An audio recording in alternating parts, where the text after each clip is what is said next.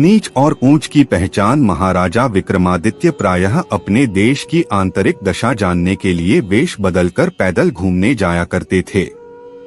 एक दिन घूमते घूमते एक नगर में पहुंचे। वहां का रास्ता उन्हें मालूम ना था। राजा रास्ता पूछने के लिए किसी व्यक्ति की तलाश में आगे बढ़े। आगे उन्हें एक हवलदार सरकारी वर्दी पहने हुए दिखा। राजा ने उसके पास जाकर पूछा, महाशय अमुक स्थान जाने का रास्ता क्या है, कृपया बताइए। हवलदार में अकड़कर कहा, मूर्ख तू देखता नहीं, मैं हाकिम हूँ, मेरा काम रास्ता बताना नहीं है, चल हट किसी दूसरे से पूछ।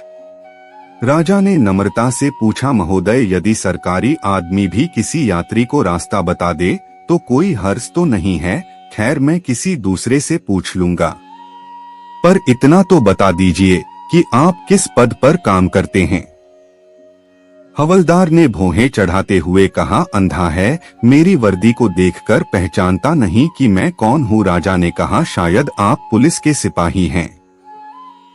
उसने कहा, नहीं, उससे ऊंचा। तब क्या नायक हैं? नहीं, उससे भी ऊंचा।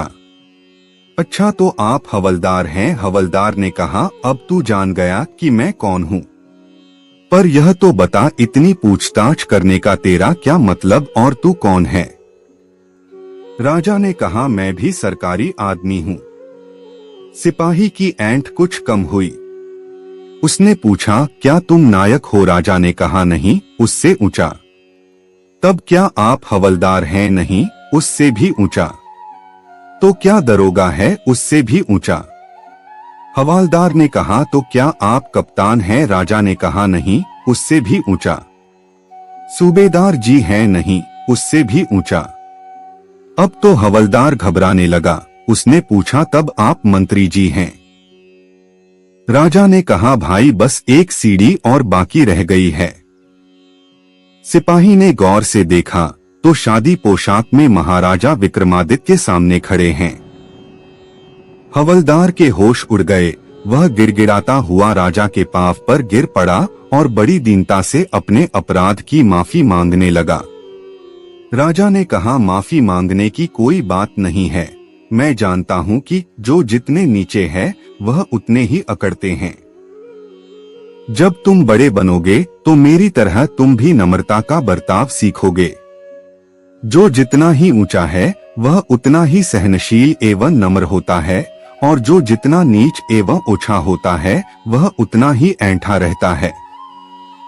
इसीलिए कहा गया है, विद्या विवादाय धनम मदाय शक्ति परेशान परिपीडनाय खलस्य साधोर विपरीत मेतत ज्ञानय दानाय च रक्षणाय। अर्थात दुष्ट व्यक्ति के पास विद्या हो तो वह विवाद करता है, धन हो तो घमंड करता है, और यदि शक्ति हो तो दूसरों को परेशान करता है। वहीं साधु प्रकृति का व्यक्ति विद्या ज्ञान देने में, धन दान देने में और शक्ति दूसरों की रक्षा करने में खर्च करता है।